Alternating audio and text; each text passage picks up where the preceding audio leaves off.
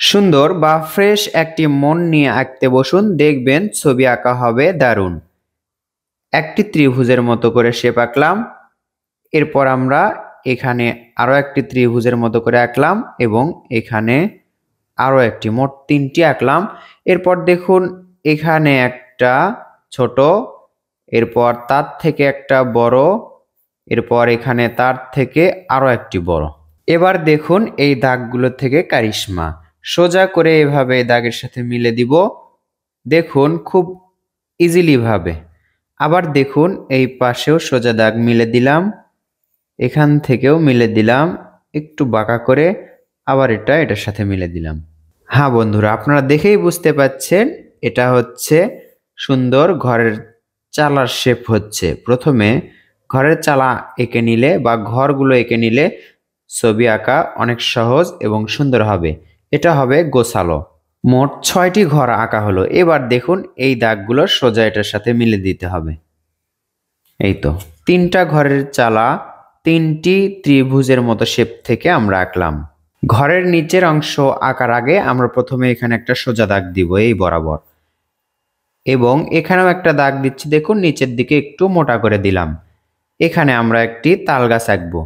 তাল গাছের শিকড় আমরা এভাবে আঁকবো, এতে সহজ হবে এবং সুন্দর লাগবে। তাল গাছের উপরের পাতার অংশ, এটা অনেক সহজ বা ইজি। দেখুন এভাবে আমরা পাতা আঁকলাম, দুই পাশে 2টা দাগ দিলাম এবং এই দাগটাও এটার সাথে মিলে দিলাম এটাও। এখন আমরা উপর দিকে 2টা এভাবে দাগ টেনে দিব এবং জিগজ্যাগ করে এটার সাথে মিলে দিব। সুন্দর একটি তাল গাছ আঁকা হলো। গ্রামে যারা তাল গাছ দেখেছেন তারা বুঝতে পারবেন। এই যে এর মাঝে মাঝে আমরা এভাবে করে দাগ দিব, এতে তাল গাছের পরিপূর্ণতাটা পাবে।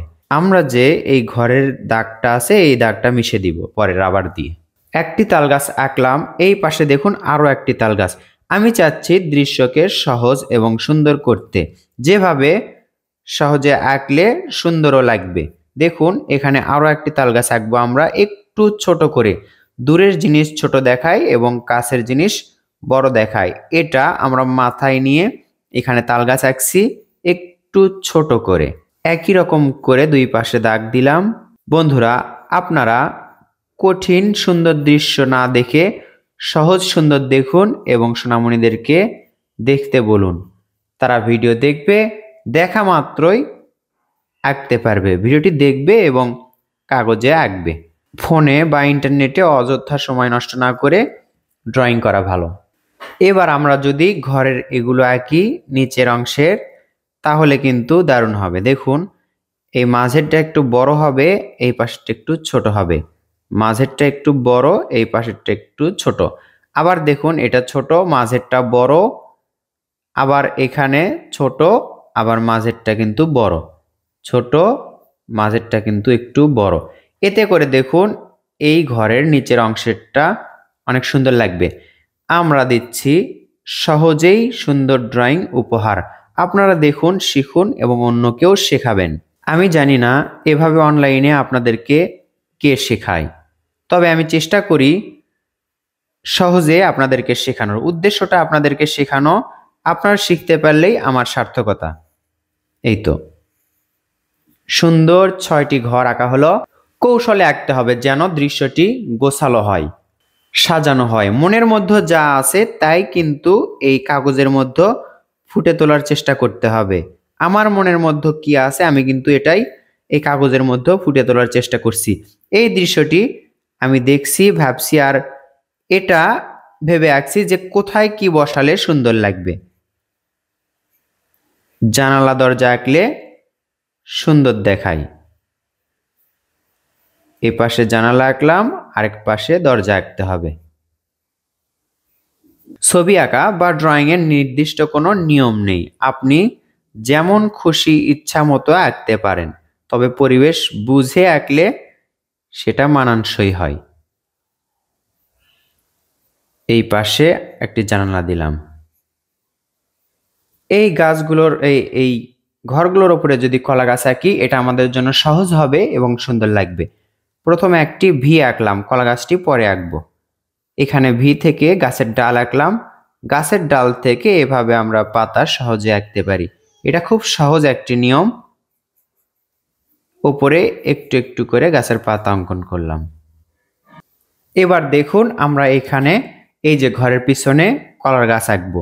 কিভাবে দাগ দিব দেখুন, এভাবে একটা দাগ দিলাম এদিকে, এরপর দেখুন এভাবে একটা দাগ দিলাম, এই দাগটা কিন্তু ডাবল করতে হবে। এভাবে ডাবল করলাম, এই দাগটাও আমরা এভাবে ডাবল করলাম। এখান থেকে আবার উপর দিকে একটা দাগ তুলে দিলাম, চিকন করে নিচের দিকে নিয়ে আসলাম।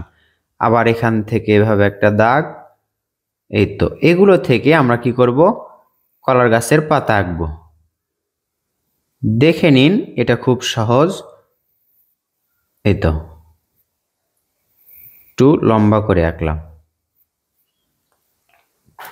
এটা থেকে এভাবে পাতা আঁকবেন। এখান থেকে দেখুন এভাবে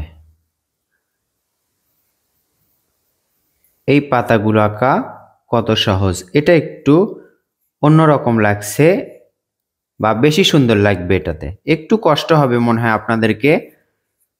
তারপরেও দেখেন এই কলার গাছের পাতা বা কলার গাছটা অনেক সুন্দর লাগছে।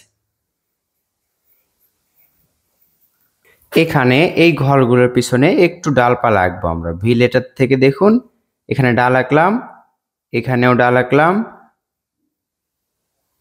এই যে এখান থেকে আমরা এখন কি করব, এভাবে করে ঘুরে ঘুরে গাছের পাতা আঁকবো। এই তো কেমন লাগছে একটু একটু করে আঁকা। ভিডিওটি শেষ হওয়ার পর আপনারা কমেন্ট করে সেটা জানাবেন। দেখুন এখান থেকে ধরলাম, এভাবে আস্তে করে একটু একটু করে ঢেউ করে নিচের দিকে নিয়ে আসলাম। এটা সুন্দর একটা রাস্তা হবে দেখুন।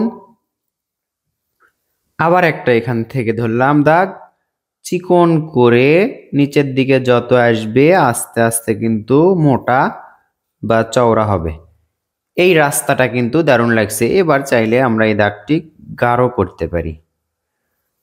এই তো রাস্তার দাগটি আমরা গাঢ় করছি। দুই দাগেই সুন্দর একটি গ্রামের মধ্য দিয়ে রাস্তা। আবার এখানে একটা আমরা সোজা দাগ দিব এই বরাবর। এটা হচ্ছে দূরের গ্রামের সীমানা, যেটা খালি চোখে দেখা যায়। এই তো এইভাবে করে আমরা দিব দাগ। এটা দ্বারা কি বোঝাবে, এটা দ্বারা বোঝাবে দূরের গ্রামে গাছপালা দেখা যাচ্ছে। এটার ওপর ছোট্ট করে অর্ধ গোলে একটি সূর্য আঁকবো আমরা। সূর্যতে সূর্যরশ্মি দিতে পারি। ছবি আঁকার সময় এভাবে সূর্যরশ্মি দিলে এটা সুন্দর দেখায়। এই যে আকাশে দেখতে পাচ্ছি একটু করে পাখি আঁকবো, উড়ন্ত পাখি। দুই দাগে, মাত্র দুই দাগে, এটা একটা, এটা একটা।